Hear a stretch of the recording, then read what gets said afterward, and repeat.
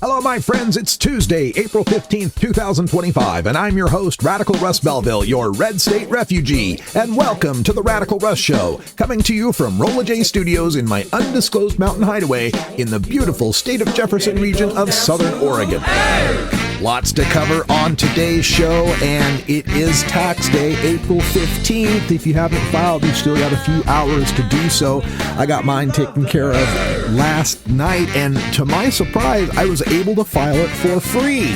freetaxusa.com. This is not an ad. I'm not shilling. I'm just telling you, I used freetaxusa.com, was able to import last year's TurboTax, was even able to do all of my self-employment Schedule C stuff.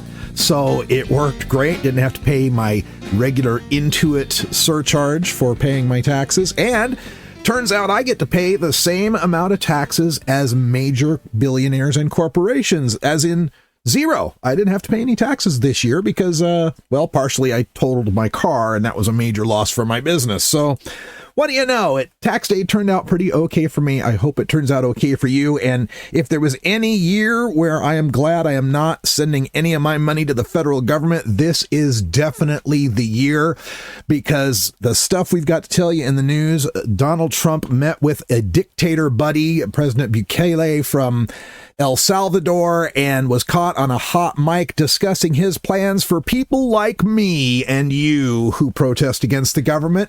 We'll give you all the details and the continuing saga of Kilmar Abrego Garcia, who the Trump administration is refusing a unanimous Supreme Court order to return. And Stephen Miller was telling tons of lies about this as well. So we will get to all of that. Also, I've got a clip from Mike Johnson, the Speaker of the House, whose district is actually where my mother-in-law lives, in Bossier City, Louisiana, and how he's got things to say about Medicaid and getting people off of Medicaid, which is kind of shocking given how many people in his district rely on Medicaid. We'll bring that to you because it's kind of personal to me. We also have some news from Robert Fuckwit Kennedy, the Secretary of Health and Human Services, who pulled a Doge move and is really regretting it now, having to do with youth tobacco prevention. Then the DEI purge continues at the Institutes of Higher Learning, and Harvard, unlike Columbia and others, has finally stood up and said no to Orange Cheeto Mussolini. He has responded by withholding $2.2 billion in grant money. I'm sure that'll hurt Harvard. Then a local story coming to you from the state of Oregon, where we've got 3 cases detected and 2 deaths already from Creutzfeldt-Jakob disease, the so-called mad cow disease. It's not mad cow. I'll explain that. And in Idaho, the headline story for the podcast, in my hometown of Nampa, Idaho, Bernie Sanders and Alexandria Ocasio-Cortez held their Fighting Oligarchy rally at the Ford, Idaho Center, seating 12,500 people for the largest political rally in Idaho history. I'll give you some clips from that, as well as explain, as a native Nampan, how big that is. And then for the end of the program, we'll have time for a radical rant where I'm going to discuss your right to peaceably assemble and petition your government for a redress of grievances using your free speech, at least while that part of the Constitution still exists. That's all coming up on the Radical Rush Show. But before we get to all that stuff, a little fun stuff. Did you see the video? Did you see the video of J.D. Vance, the vice president, breaking the championship trophy from the Ohio State Buckeyes? Oh my God. So J.D. Vance, if you don't know, is from Ohio, and he's a graduate of the Ohio State University. And they had a big trophy presentation, the White House there. The Ohio State came to the White House, which, again, you know my feelings on that. Any sports team, any organization that goes to the White House that supports the Trump maladministration is dead to me. They endorse fascism. I'm sorry. That is what it comes down to. You are either against him or you are with him. All that aside, they're there for the typical sports meet and greet. They're outside on the lawn, and Trump is off to the right, and there's a jersey, Trump 47 in Buckeyes jersey for him. And one of the players is handing the trophy over to JD Vance. He goes to grab it. The top part of the trophy pops out, comes out. He drops the bottom base part of it. And to me, the best part of it is they're fumbling around, trying to put it back together, fumbling a little bit again. You look off to the right, and there's Donald Trump sitting there. And the look on his face is like, this fucking guy. If you find the video, it's worth it just to pan over and look at Trump's disgust for his hiring of JD Vance as being his number 2. You know he's got to be regretting that.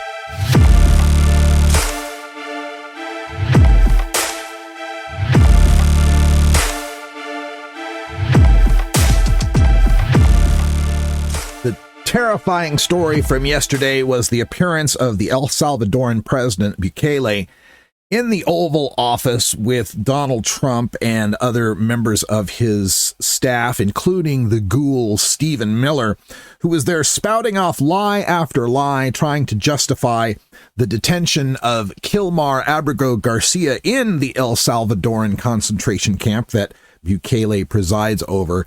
This has been the constitutional crisis. You know, people say, oh, it's going to trigger a constitutional crisis. Trigger? Hell, we're already in it. We're knee deep in constitutional crisis. The Supreme Court ruled 9-0 that Kilmar Abrego Garcia his release should be facilitated by the U.S. government. And our government is throwing up its hands. What can we do? There's nothing we can do to bring him back. Goss, he's being held by a sovereign power. And then the press asked Bukele about bringing him. What am I supposed to do? Smuggle him back into the United States? Just cross the borders like some sort of illegal alien? I mean, the ridiculous excuses these guys are given. I mean, come on now. We're talking about Canada going to be our 51st state.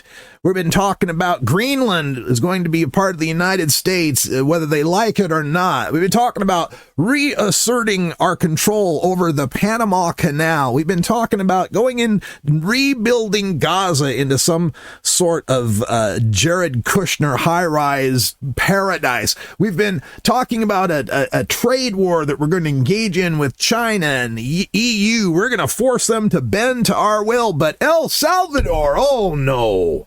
Not El Salvador. We couldn't threaten the sovereignty of El Salvador, a country that we have contracts with, the country that we are paying to house our prisoners, to engage in slave labor and endure brutal torture without any sort of recourse to American jurisdiction or courts, without any human rights, being caged like animals stacked to the ceiling in triple bunks.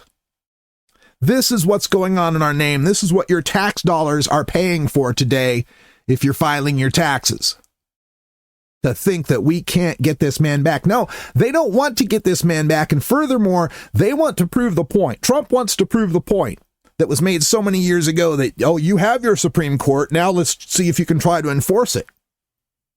And nobody seems to want to enforce it. It seems like everybody in a position of power here is just waiting for the tangerine toddler to become so unpopular that they have the room to act instead of leading.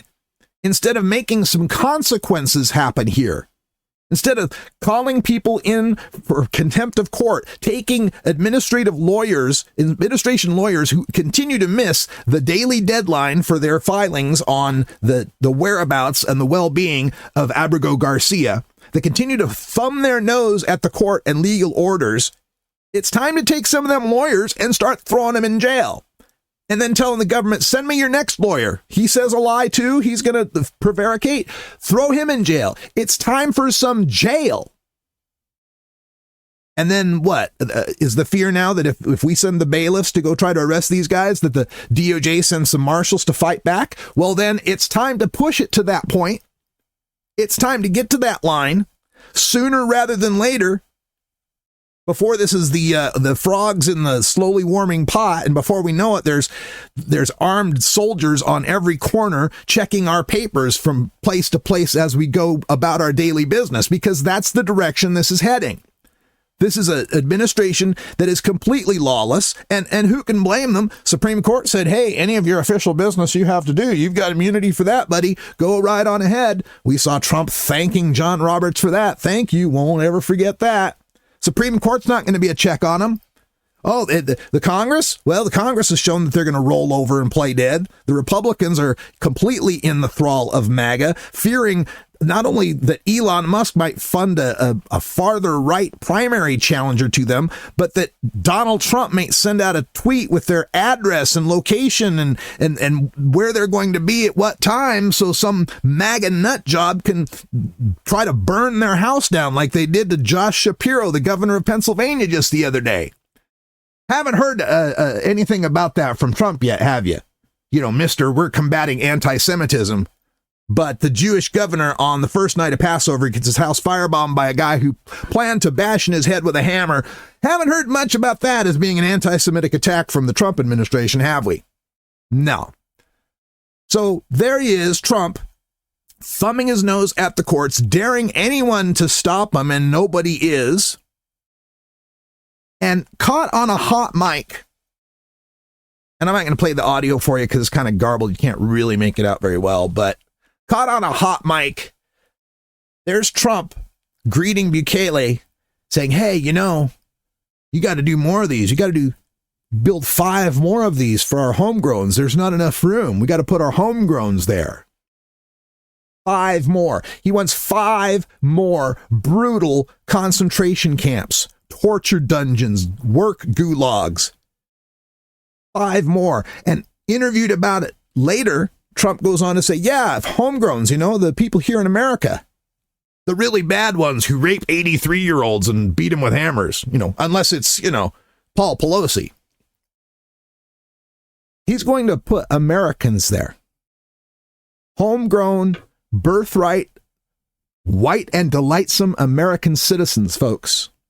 It's not just going to be those people with the funny names, the Mahmoud Khalils and Rumesa Ozturks and Kilmar Abrego Garcias. It's going to start being John Smiths and Bob Williams if they have the wrong thing to say about Trump or they're at the wrong protest. I'm telling you, it's going to get that bad. And it's not just the Supreme Court order that Trump went and ignored when it comes to not bringing back Abrego Garcia and not fulfilling the requirements of the court to report on him. No, there was another order that came down from a federal judge. You remember that the Trump administration has banned the Associated Press from the Oval Office, covering anything in the White House, because they wouldn't bend the knee when he declared that the Gulf of Mexico shall henceforth be called the Gulf of America. AP said, no, it's been the Gulf of Mexico since like the 16th century, I think.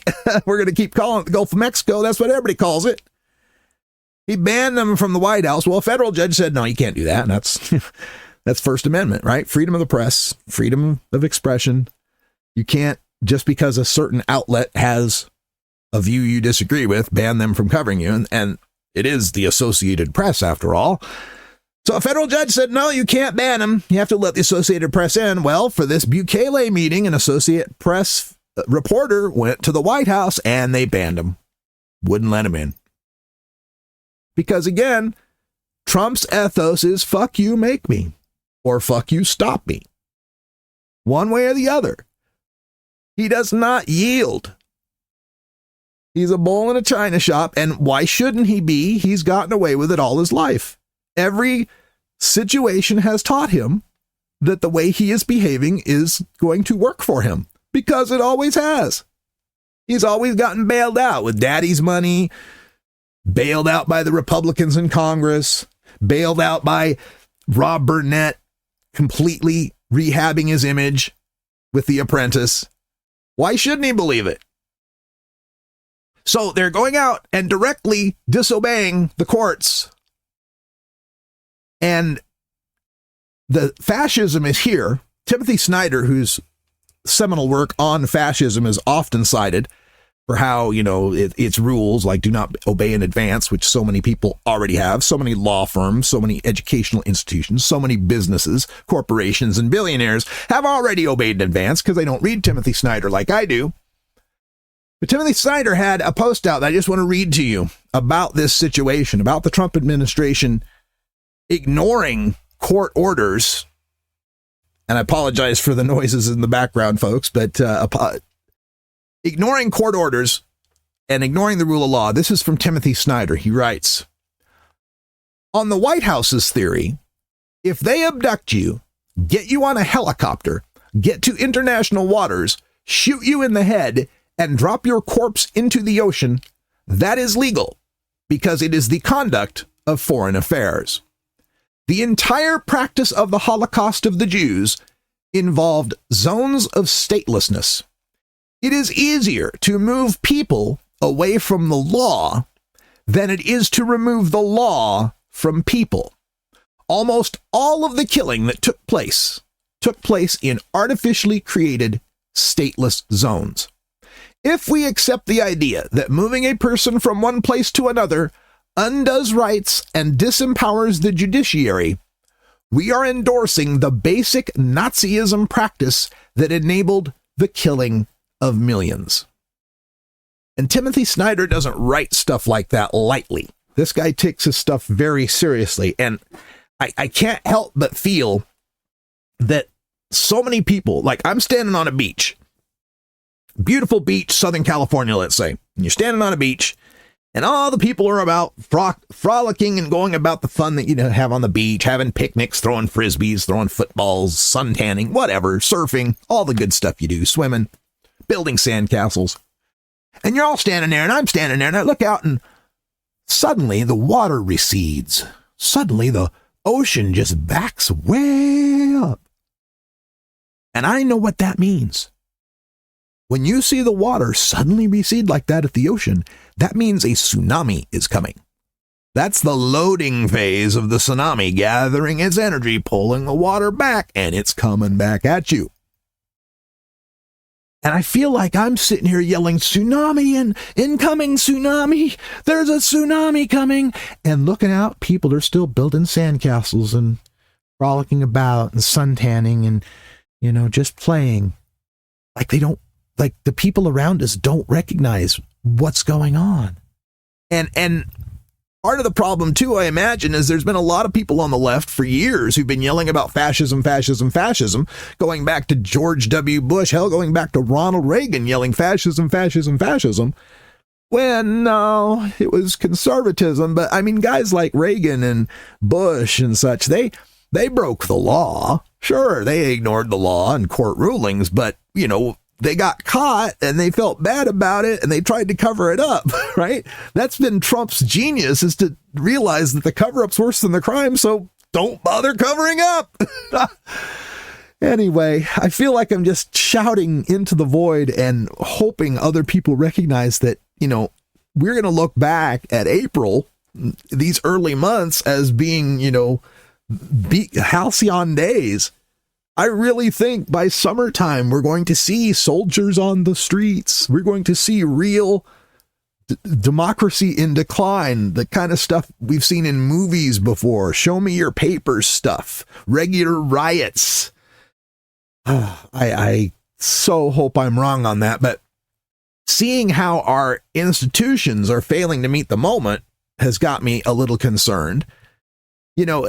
I don't understand how the Congress is on, leave, on vacations, how we're not calling for emergency sessions. I know the Republicans are in charge. They're the ones who'd have to call for that stuff. But I just think the Democrats could be making more noise. When you see the results that Bernie and AOC are getting going across the country, it should lead the rest of the Democrats to want to be out in front, to make some noise, to make some changes here, to get involved. But so much of this just seems like the institutions, like I said, are waiting for him to be unpopular enough for them to move. They're all the kids at the junior high school dance, afraid to be the first one to get out there on the floor. Meanwhile, you look at a place like South Korea, when they had their whole the coup attempt and the president declaring martial law and such, the South Korean parliament vowed to impeach the president every week. Like, that's the only thing they'd bring up. The articles of impeachment, it'd be voted down. We're going to bring it up again. The only thing we're going to vote on from now until the cows come home is impeachment of the president until this guy is gone. That's the kind of energy we need right now. We need Democrats in the Senate to say, you know what? No more unanimous consent on anything. Nothing moves. Nothing moves. I know the fear here.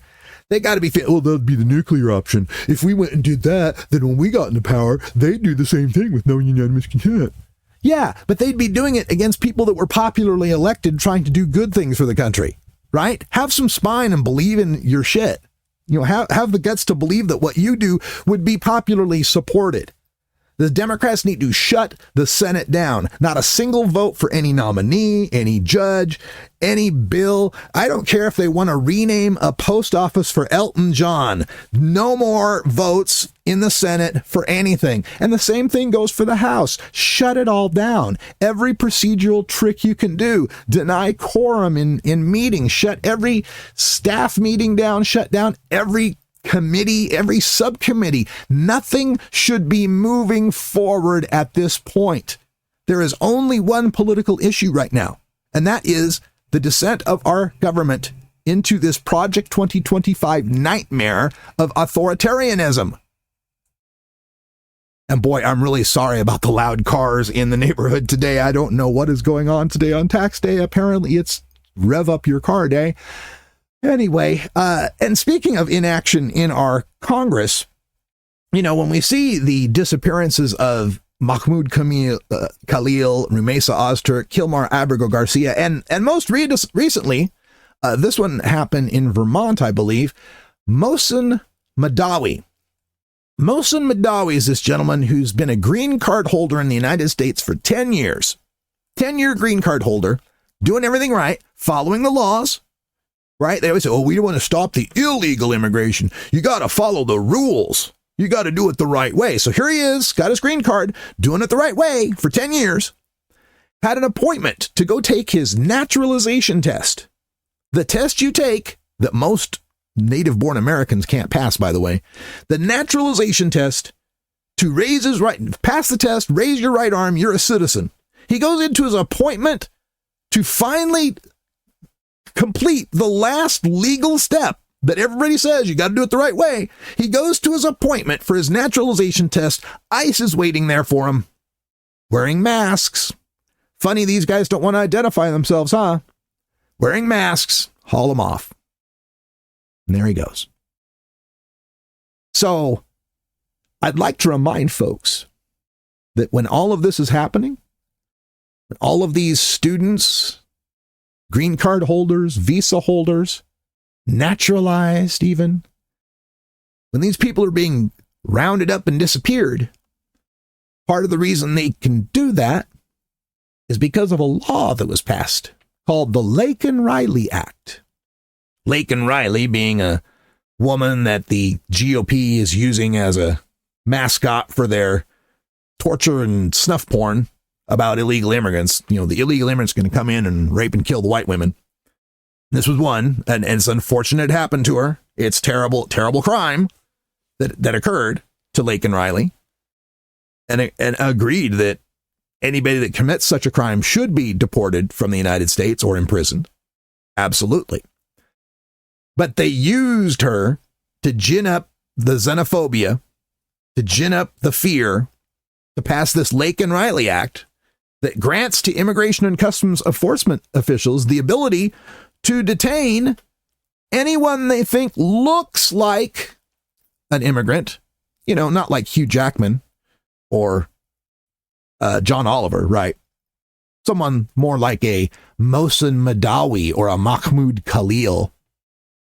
Someone more like a Rumesa Ozturk or Kilmar Abrego Garcia, you know, looks like an immigrant. The Laken-Riley Act allows them to stop and detain anyone they feel looks like an immigrant to try to prove their immigration status.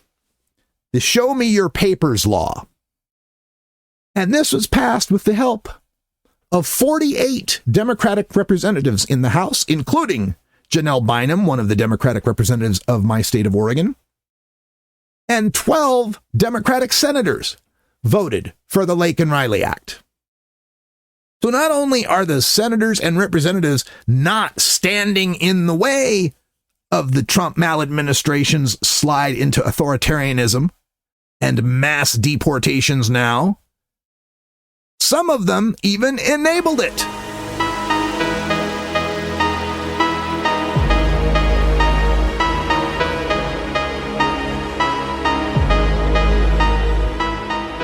The decimation of our federal government continues, and along that front, I want to talk about an appearance by the Speaker of the House, Mike Johnson, who's on Fox News underneath a banner, the chyron there that says, "Protecting Social Security, Medicare, and Medicaid from Waste, Fraud, and Abuse." And a couple thoughts on that. First of all, Social Security, Medicare, and Medicaid are some of the least defrauded government programs there are. They are incredibly efficient programs, especially when you compare the administration of Medicare and Medicaid as healthcare services to the private health insurances like Aetna, United Healthcare, and so forth. We get so much more bang for the buck with Medicare and Medicaid in treating people than we do with these private healthcare systems. And that is, of course, why the conservatives hate it. It shows a way that government can actually work and help people who have less than 2 commas in their bank account. What do you know? A government that might work to help people, provide for the general welfare. Oh my goodness. And Social Security, that's provide for the old folks. Let's make sure we don't have old folks living in poverty or disabled folks living in poverty. And this is very personal to me. The woman I love and live with, my lady love, Lori Duckworth, is on Social Security disability. She's got major spinal issues, lower back vertebrae that have just terrible. They have had spinal ablations, nerves. They want to fuse her spine. She refuses to do that. I mean, it's just she lives in excruciating pain every day from a 25-year career of helping people in healthcare. She worked in healthcare, worked in gerontocracy, gerontology. Excuse me. I speak about our old people in our government so often. Anyway, ruined her back, right? So she's on Social Security disability. And so every month since Trump has come into office, we get to the beginning of the month and we check the bank account. Is the Social Security check going to make it this month? So far, it's been there. We're just waiting for that month and it's not going to be. And as far as Medicare and Medicaid, both of us are on Medicaid. And this is something I don't think a lot of people recognize because things get different names. You know how we got through the election and you heard so many people saying, I'm glad they got rid of that Obamacare, but I sure like the Affordable Care Act. Right? That's the same damn thing. Well, a lot of people don't know that Medicaid, the federal program, funds their state program, which in my state is called the Oregon Health Plan. A lot of people that are on Oregon Health Plan have no idea that is Medicaid. And there's a lot of that through every state. Every state has a different name for it. Like California's got Medi-Cal, right? So these are incredibly efficient programs that do some of the best work in government for helping the most people. And of course, they want to protect them from waste, fraud, and abuse, which brings me to my other point. Isn't it interesting when they're going on their Doge cutting spree, they're very careful to always say they're going after waste, fraud, and abuse. We've got to stop waste, fraud, and abuse. They never say we've got to stop WFA. Got a big problem with WFA. You ever notice that? It's never WFA. It's always waste, fraud, and abuse. But when they're going after DEI, it's always DEI. It's never diversity, equity, and inclusion. Because it sounds stupid to say, we've got to go after diversity. We've got to go after equity. Well, we've got a big problem with inclusion. Just a little note about framing there. That's all. Something to notice. Anyway, Mike Johnson is on Fox News talking about protecting Social Security from Medicare and Medicaid from waste, fraud, and abuse, and had this to say. At the same time, we have to root out fraud, waste, and abuse. We have to eliminate people on, for example, on Medicaid who are not actually eligible to be there. Able-bodied workers, for example, young men who should never be on the program at all. When you have people on the program that are draining the resources, it takes it away from the people that are actually needing it the most most and are intended to receive it. You're talking about young single mothers, down on their fortunes at a moment, the people with real disabilities, the elderly. And we've got to protect and preserve that program, so we're going to preserve the integrity of it in this process. We have lots of categories of areas where the government is too large, it does too many things, and the DOGE efforts and others have highlighted that for the American people. So in this process, you're going to see in 11 different committees of jurisdiction across the House, members working hand in hand with their sleeves rolled up, working to carve out those inefficiencies. We're going to make government. Yeah, all right. So just a statement about this. The able-bodied workers young men who should never be on the program at all. Well, AOC went and pointed out in a speech the other day that alleged category is about 2%. About 2% that are on Medicaid that are so-called able-bodied workers, right? Should never be on that program. Well, here's the problem, Mr. Mike. A lot of those able-bodied workers on the program are working. Haven't you heard about how the workers at Walmart and Amazon warehouses and some of these other multi-billion-dollar conglomerates can't get by on just what they're paid there, and they have to go on, wait for it, Medicaid? I can tell you this from personal experience. I'm one of them. I'm one of those able-bodied workers. Well, not so able-bodied anymore, because it turned out that I didn't have a meniscus in my left knee. Yeah, woke up one day, tried to tie my shoes, put one leg over the next, cross your legs like you do to tie your shoes, and pop! My left knee just popped. Just excruciating pain. The second greatest pain I've ever felt in my lifetime after a kidney stone. And writhing on the floor, take me to the emergency room, do the x-rays. Oh my God, you have no meniscus. Well, how's that possible? Well, seems like you've got osteoarthritis. It's just degraded years over years. Yeah, my left knee always has been kind of tricky. I've never noticed this because, before these last couple of years, I haven't had any health care at all, Mike Johnson. Zero health care. Because I could not afford health care working as a contractor. So I went for 10, 20, 30 years not knowing that my knee was slowly disintegrating. So I was on Medicaid at that time in Idaho, and thank God for the people at Reclaim Idaho who went and passed a citizens ballot initiative to expand Medicaid to that state, or I would not have gotten my total knee replacement surgery that now enables me to, guess what, continue working. Continue working 50 hours a week generally, doing the various gig apps. 50 hours a week, Mike, on my fake knee, thanks to Idaho Medicaid. So you can take your fraud, you can take your waste, you can take your abuse, and you can shove it.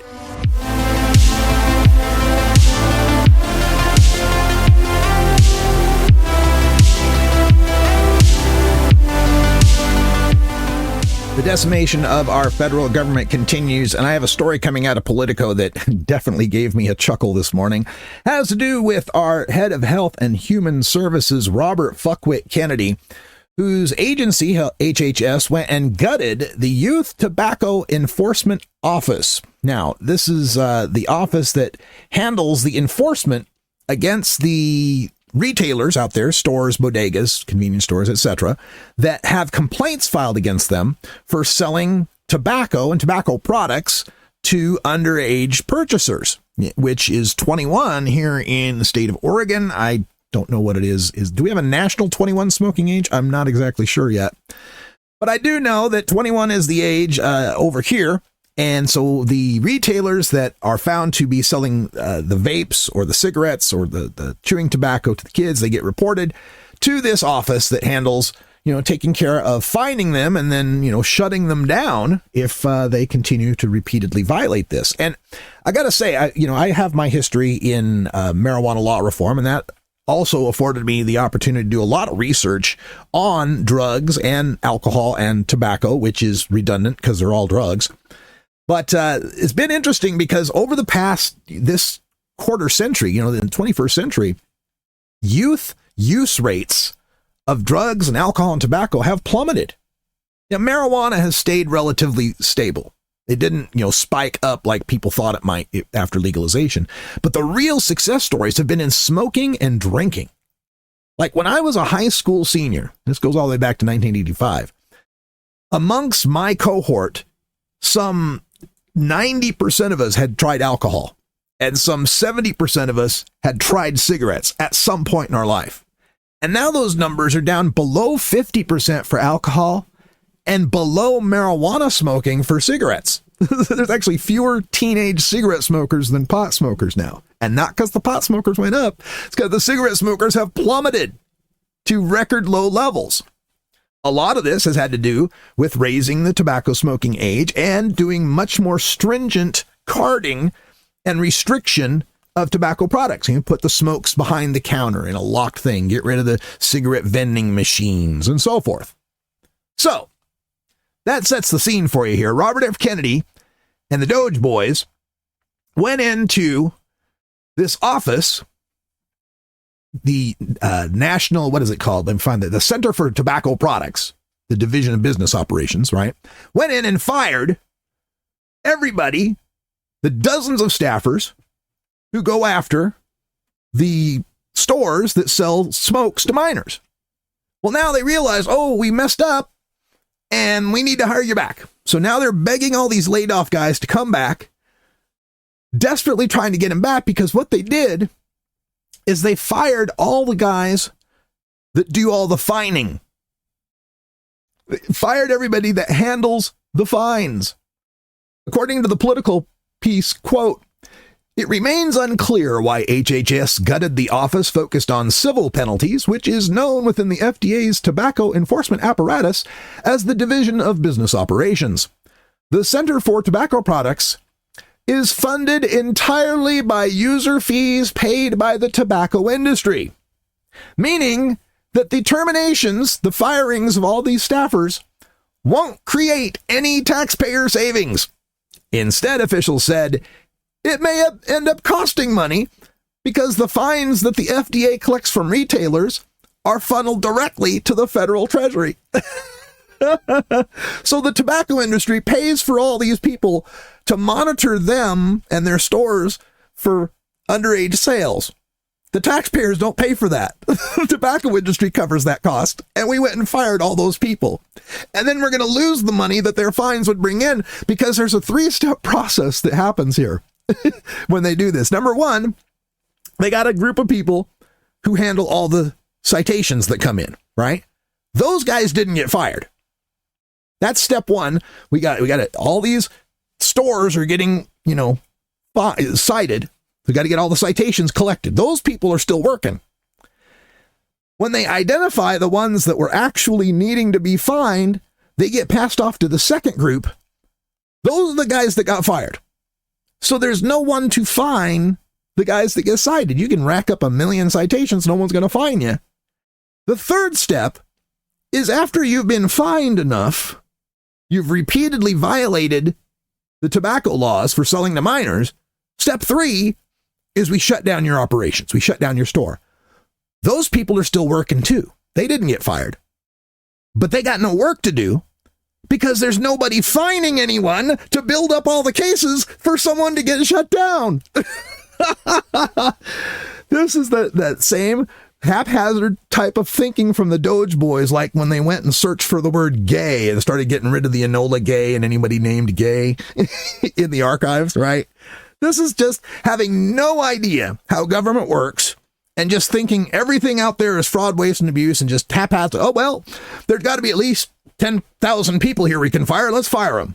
Having no idea what's going on in the real world. And if this doesn't lead to an increase in youth tobacco use, now that they've got access, now that they know, hey, there's stores that are going to sell to us, they're not going to get in trouble. And this is RFK, who all his life has talked about smoking being detrimental to Americans' health. More people are going to smoke now. That is, if they live to be old enough to light the lighter and get past measles, mumps, and rubella.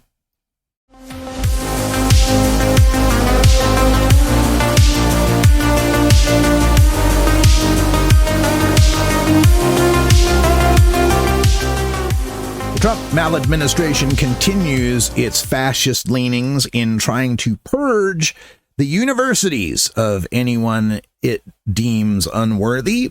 This is the DEI purge we've been talking about, how they're trying to strong-arm universities into seeing things Trump's way, and we've seen a couple of the universities bow to this, Columbia being noteworthy among them.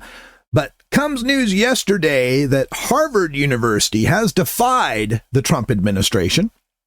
Their president, Alan Garber, said in a letter to faculty and students that Harvard would not submit to the demands of the Trump maladministration. And what Trump is demanding is, number one, the elimination of DEI programs, or as we know it, diversity, equity, and inclusion. The efforts by universities to try to ensure that qualified, and let's underline this, qualified students of various minority and ethnic groups are afforded the same opportunities as everyone. Let's be very clear about what DEI is. It's not quota systems. It's not saying, oh, we got to have so many black people, and so a qualified white person loses out so that we can put an unqualified black person in the place. That's not the way it works. DEI is all about ensuring that we reach out to people of different ethnic backgrounds, different minority, cultural, and racial backgrounds. It's the kind of program that says, hey, how come when we have seminars, everyone speaking on the podium is white and usually male? I can't tell you, when I was doing drug policy reform, how many times I'd be at different events, and it's like, how come it's all guys that look like me? It's not all guys that look like me that do drugs, that's for sure. Anyway, so they wanted them to eliminate DEI programs. Harvard said no. Wanted them to screen international students who are, quote, supportive of terrorism or anti-Semitism, end quote. Oh, yeah. Yeah, the Trump administration, they care a whole lot about anti-Semitism. Boy, they're sure against the anti-Semitism. Right. What they are saying there, supportive of terrorism, means you support Palestinians. And being anti-Semitic means you support Palestinians. Or actually, I should say, supportive of terrorism means you support Palestinians. Anti-Semitism means you're against Israel. That's the way they are going to interpret that. This is their response to the protests that happened on campus against the then Biden administration's support of arming Israel in its genocidal campaign in Gaza. And let's not quibble about what's going on in Gaza. It's ethnic cleansing. It's genocide. And don't give me the October 7th happened and it was terrible. Yes, it was. Absolutely. October 7th was terrible. 9/11 was terrible. The reactions to October 7th and to 9/11 were worse. That's just the way it is, folks. Sorry, that's the way I see it. You don't get to be, just because you're the big white imperial power, you don't get to react 100 times worse when something bad happens to you. But that's what's happened.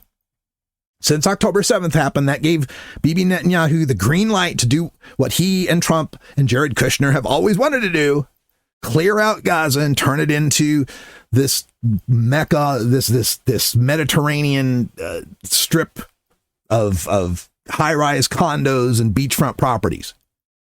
It's real estate to Donald Trump. That's all it is. He could give a damn about anti-Semitism.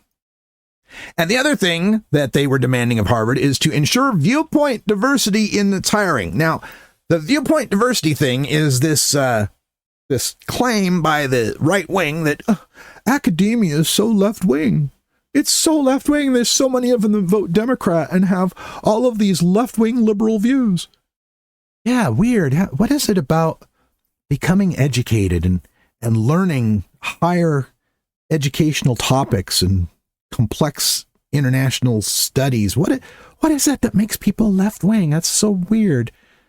Meanwhile, you never hear these guys that complain, you know what, our military, gosh, they're just so right wing. There's just so many right wingers in the military. How come there's not enough how come so many of the military votes Republican? How come cops are so right wing? How come there's no liberals in policing? Why can't there be? What sort of ideological rigidity is this? Look, folks, people are attracted to the jobs they do based on their ideology. If you're intellectual and curious and empathetic, you are into academic stuff. If you like busting heads and kicking ass, you join the military or the police. There's no mystery to this. It's not like there's a cabal that says, I know what we'll do. Let's all be liberal. Yes, and then when the kids come to the school, we'll make them liberal. Ha ha ha ha. No, man. But that's what Trump wants to do. Trump wants to actually do that. Trump is the cabal saying, aha, let's put conservatives into the universities. Anyway. That was what Trump wanted out of Harvard. Harvard wrote back, quote, no government, regardless of which party is in power, should dictate what private universities can teach, whom they can admit and hire, and which areas of study and inquiry they can pursue. So Trump now is withholding $2.2 billion in multi-year grants to Harvard University. The carrot, the stick. They got it all, right? They're going to do whatever they can to try to force universities to comply. Now, Harvard is the biggest one on the block if you want to talk about its endowment. And by the way, it always cracks me up that we can refer to these universities as well-endowed, right? But Harvard is the most well-endowed university. It is the John Holmes of private universities, folks. It is, there's a reference for you. $53.2 billion in endowment, the largest endowment of any university. I think Princeton or Yale is second. That's 40 million or something like that. But $53.2 billion Harvard has. I venture to say that Harvard might have more money than Donald Trump. Well, maybe not now with the Trump coin and the, oh my God, the grift. But you get my point. If anybody can withstand a $2.2 billion loss, it's Harvard with its $53.2 billion endowment. And the saying is that as Harvard goes, so goes the rest of them. Let's hope these universities all start to stand up and stand against the dictator. Because, folks, as it was said during our Revolutionary War, we all must hang together or we shall surely hang separately. And I don't know what else it's going to take. We've got the leaders of the party doing Sieg Heils in public. We've got concentration camps. We've got our masked secret police whisking people off the streets without due process or probable cause. Do you need to see the Hugo Boss uniforms? Is that what it's going to take? Do we have to have the massive military parades down the street? Because that's coming in June. Do we need to have the huge, massive rallies with the huge banners? What's it going to take for you folks to recognize we are in the middle of a fascist dictatorship? We have been overtaken by a fascist dictatorship. And I know you look at folks like me, Radical Russ. Oh, you're so radical, it's so off the chain. Everything's fine. I just went down to the Walmart yesterday. Everything's just fine. Everything's fine on the beach before the tsunami gets there too. We are in some desperate, dire times, people. And I hope everybody recognizes this soon enough to do something about it. Because when you recognize it too late to do something about it, it's too late to do something about it.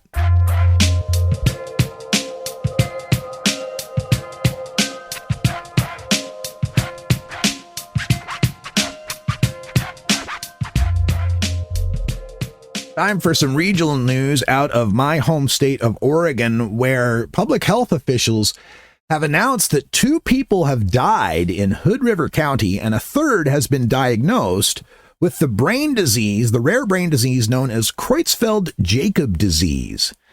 Now, this is a rare brain disorder. It's caused by an infectious protein and causes a rapid progressive dementia, movement disorders, and behavioral changes. Oftentimes gets confused with the symptoms of Alzheimer's disease.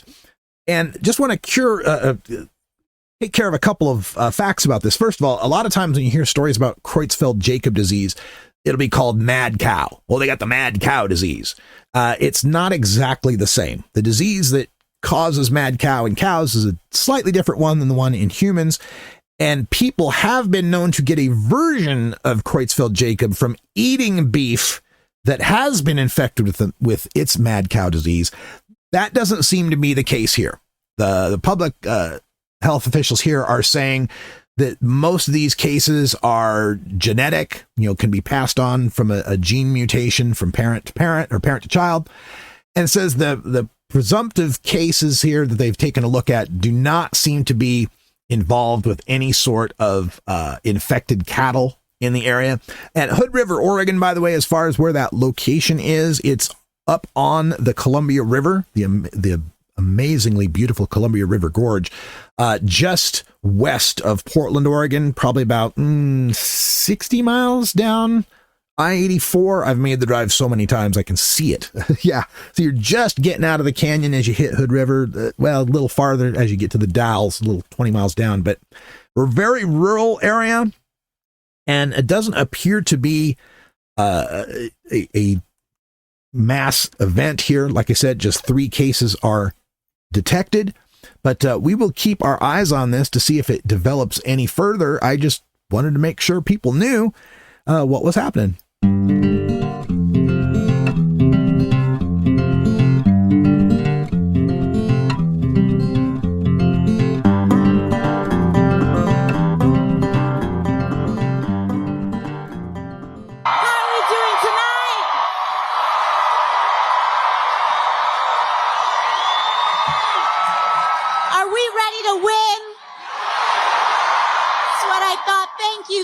Thank you so much for welcoming me, Boise, Nampa, Idaho. Thank you so much.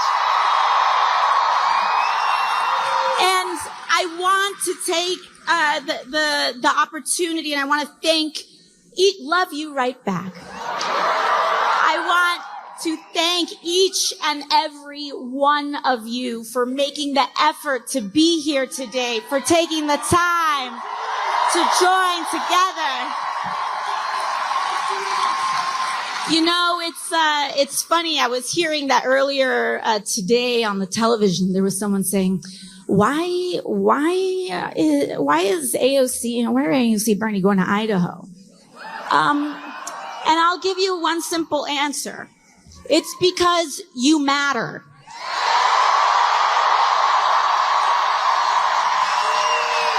It's because we matter. My name is Alexandria. Some of you may know me as AOC. And again, from the bottom of my heart, thank you for welcoming me. That's Alexandria Ocasio-Cortez appearing in my hometown of Nampa, Idaho at the Ford Idaho Center, along with Bernie Sanders, senator from Vermont, on their Fight Oligarchy tour. And folks, I am just so elated that this could have happened in Nampa, Idaho, because like I said, it's my hometown and I have so much to say about this. First of all, they appeared at the Idaho Center. Ford Idaho Center holds 12,500 people, and it was packed to the rafters. And it is being cited as the largest political rally in Idaho history. The largest political rally in Idaho history for not just Democrats, but Democratic socialists. Because that's really what Bernie Sanders and AOC are touting here, is democratic socialism. The idea that people can be in control of the government, at least with respect to providing social safety nets, education, and health care for our people. And the turnout in Idaho does not surprise me at all, although it would be a fun little game to play to see if you can find some of the pictures from that arena and see if you can find a black person in that arena. Good luck, because Idaho is one of the whitest states in America. Roughly 1% of Idaho's population is black. It's got a population of 2 million people, so we're talking 20,000 or fewer black people in the state of Idaho. And it's got a bit of a political reputation, too. To understand what we're talking about, at the beginning there, she said, welcome, Boise, Nampa, Idaho. It is all kind of one area. So the Treasure Valley consists of basically 2 counties, Ada County, Canyon County. Boise is in Ada County and dominates most of that county. And then Nampa and Caldwell are in Canyon County, with Meridian in between them in Ada County. That whole thing, Boise, Meridian, Nampa, Caldwell, it's one big metroplex now. It's one big metroplex, which, by the way, is geographically about the same size as Gaza. If you go from north to south Gaza, it's about the same as east to west, Boise to Caldwell.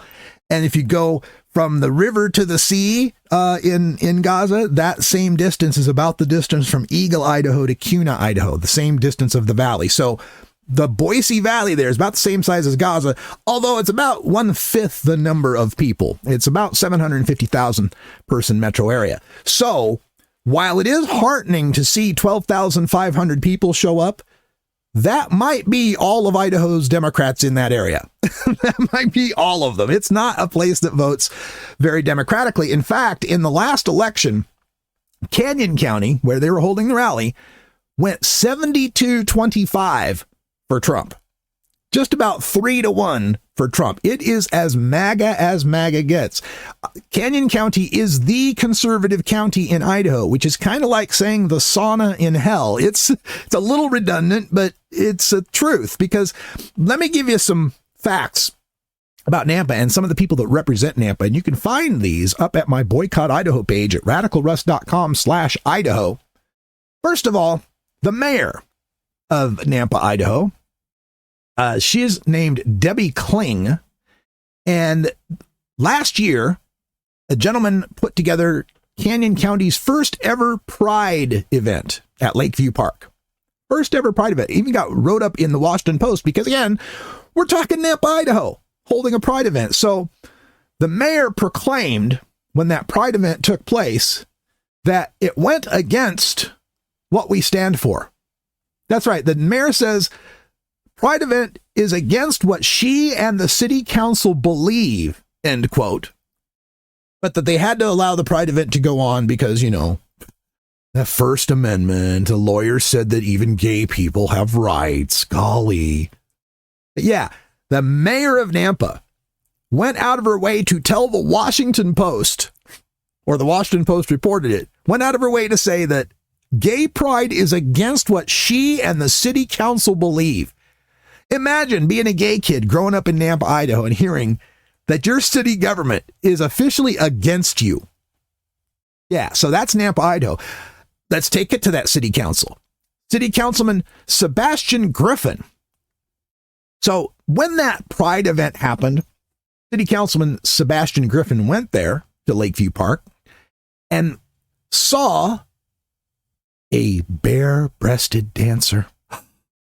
Yes, at the Pride event, there was a person dancing around, topless, boobies a-flopping in the breeze. So Sebastian Griffin, the city councilman, went up to a Nampa cop who was watching the person dance and said, "Hey, you want to do something about the naked boobies?" And the cop said, "Nothing I can do about a man waving naked boobies in the air," because it turns out it was a guy with breast implants. Now, the reporting is unclear as to whether this was a transgender woman with breast implants, but in the reporting, they talked to the person and he said he was a man.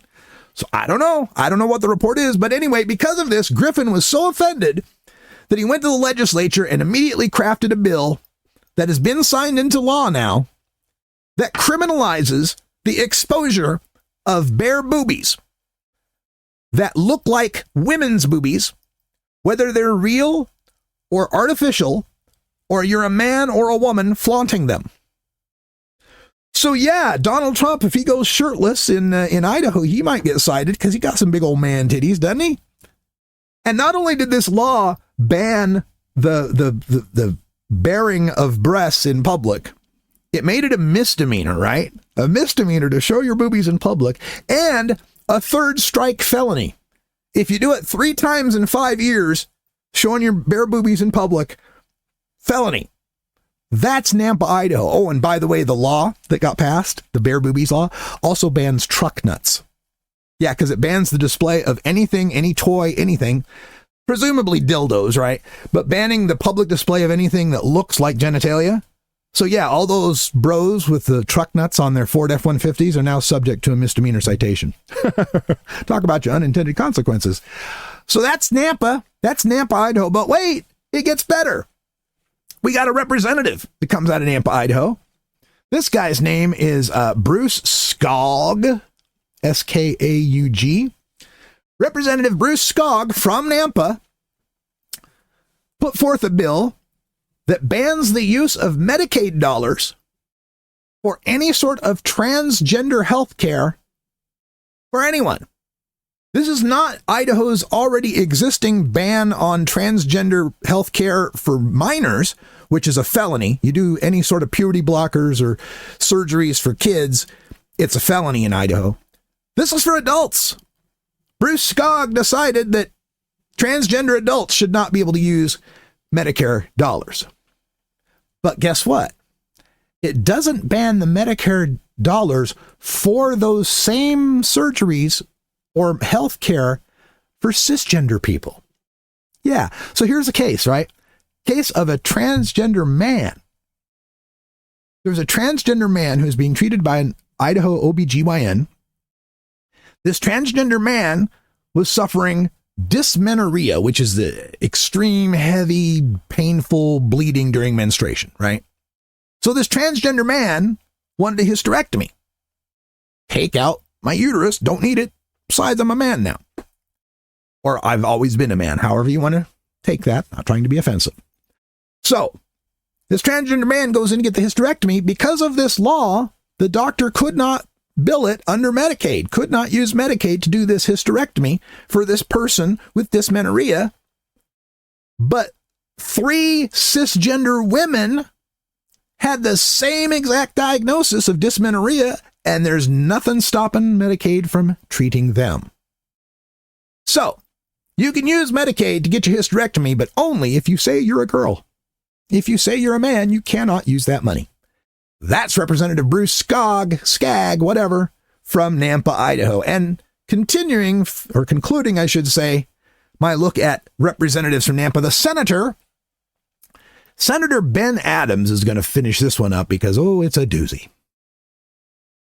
So there's a law in Idaho that protects dead naming and misgendering trans people.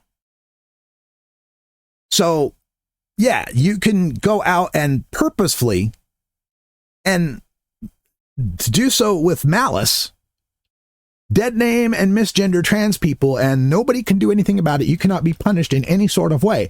Now, in defending this bill, Senator Ben Adams from Nampa said it was common sense to allow people to dead name and misgender trans people because he says, and I quote, on the Senate floor, mind you, in the permanent record, he said, quote, just because you say it, it doesn't make it real.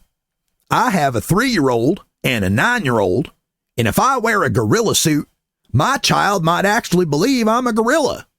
But that doesn't make me a gorilla. I'm still a human being in a gorilla suit. Yeah, I have my doubts about that, Senator Ben Adams from Nampa. So, to have AOC and Bernie turn out 12,500 people in Nampa, Idaho, a place that's represented by people like Mayor Debbie Kling, Councilman Sebastian Griffin, Senator Ben Adams, and Representative Bruce Skog, is just music to my soul. Let's close it out with one more clip from AOC. Donald Trump is a criminal who was found guilty of 34 felony counts of fraud, liable for sexual abuse. Of course he's lying and abusing and manipulating the stock market too.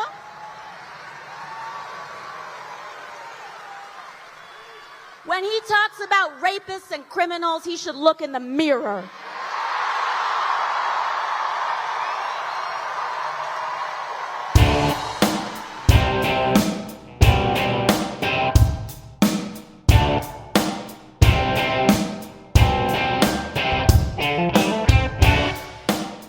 All right, for our Radical Rant today, I just want to remind everyone that this Saturday, April 19th, is another rally, another protest across the nation. The folks with Indivisible and 5051, I think, are putting this together. And the one that I went out to last Saturday in Medford, Oregon, was absolutely packed. And you saw the video from around the country where people came out in masses to protest against this continuing fascist dictatorship in the United States. And I would encourage you to get out there and protest while you can. Folks, I've been saying this throughout the show. throughout this show and other episodes that it's going to get bad. It's going to get real bad. And the later that it takes us to recognize that and turn out in force, the worse it's going to be for us. We need to make these rallies big now, to show the power of the people now, to make sure that they know what they're dealing with on our side.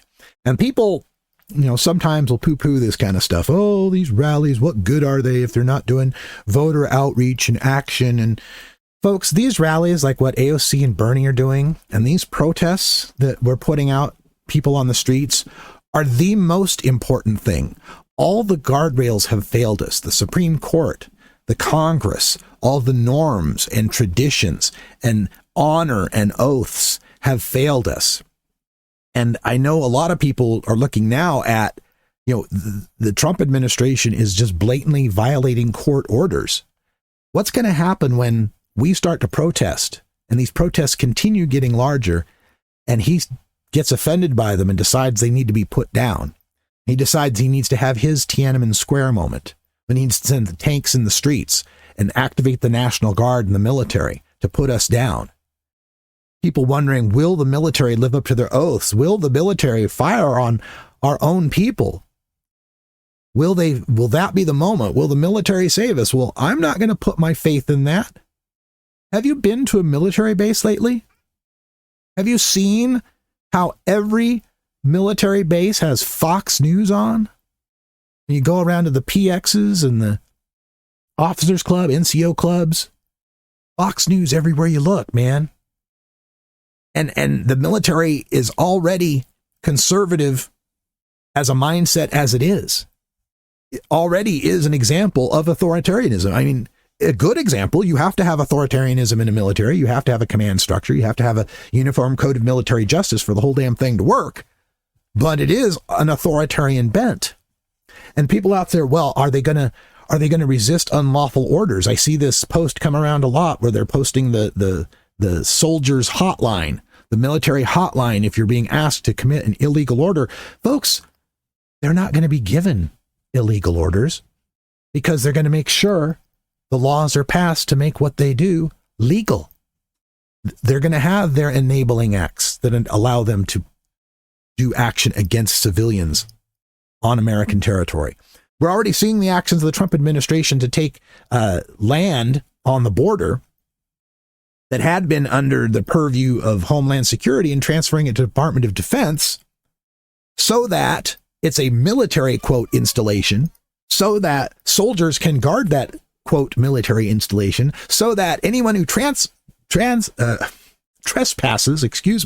on that military installation can be dealt with by soldiers, not cops, not ICE. It's already happening. You know about the border and the Border Patrol and the ability of federal cops to stop you without warrants and cause within an area of the border? Do you know about that? Do you recognize that that area of the border is 100 miles? That the Border Patrol, the ICE, can do all this stuff to anyone, including American citizens, within 100 miles of a border? And that a border is not just Canada and Mexico. The Pacific Ocean is a border. The Gulf of Mexico, that's right, the Gulf of Mexico is a border. The Atlantic Ocean is a border. So, imagine a band 100 miles wide, tracing the continental U.S. borders. It encompasses all of Florida.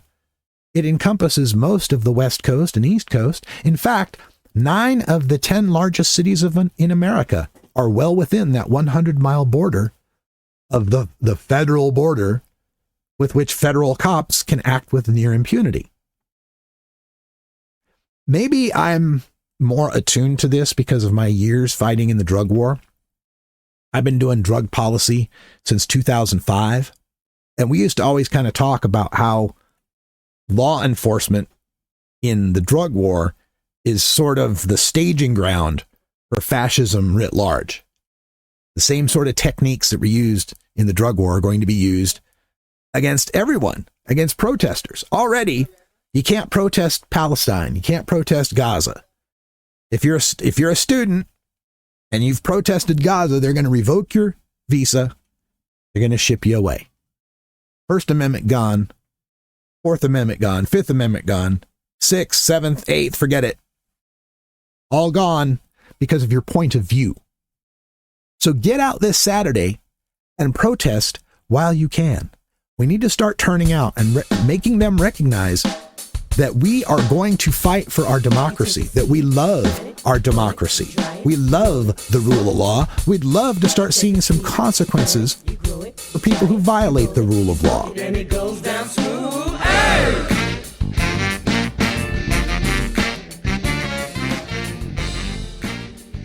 All right, folks, that's all the time we got for today's podcast. The Radical Russ Show is produced, directed, researched, written, recited, posted, and catered by me, Radical Russ Belville, and governed by Creative Commons share-alike licensing. My main theme is We Love the Herb by Herbal Nation, and interstitial music is by freestockmusic.com and VTEMO, courtesy of freetouse.com/music. You can contact me by email at radicalruss@gmail.com. Call my message line at 877-RUSS-420. That's 877-877-420.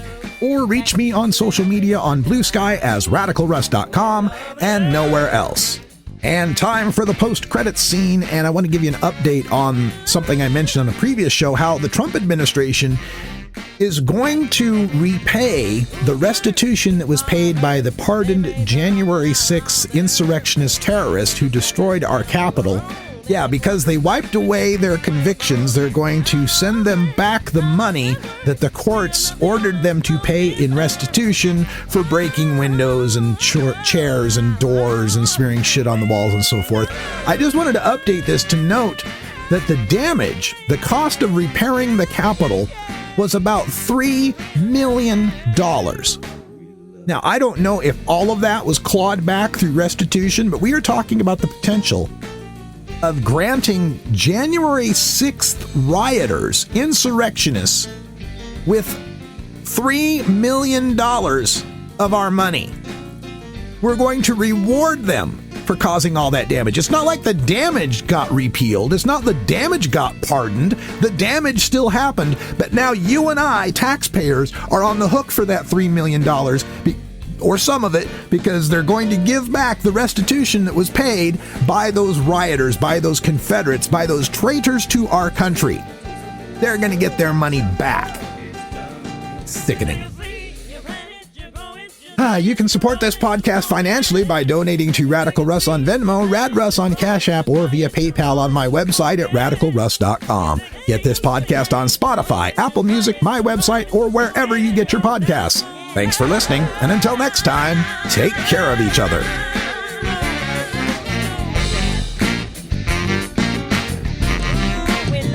We love the earth. So you gotta protect it. The mother earth, you got to respect it. But you can not get what gives so much. Some people's rush. Soon you know it'll finally be on. About the plant the mother has grown. This time around, you know, if you haven't heard, we love the earth. We love the earth. Hey,